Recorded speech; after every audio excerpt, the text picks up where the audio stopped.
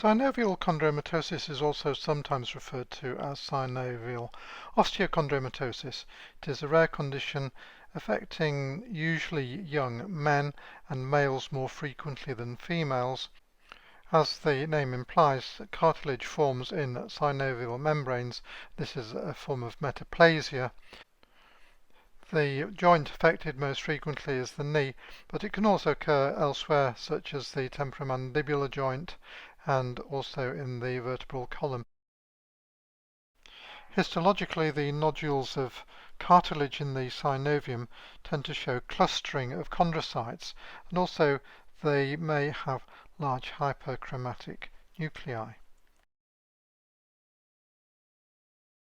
Here is a low power view of synovial chondromatosis, and you can clearly see the nodules of hyaline cartilage within the synovial membrane. Here is a slightly higher power view, and at a higher magnification we can see how the chondrocytes tend to cluster.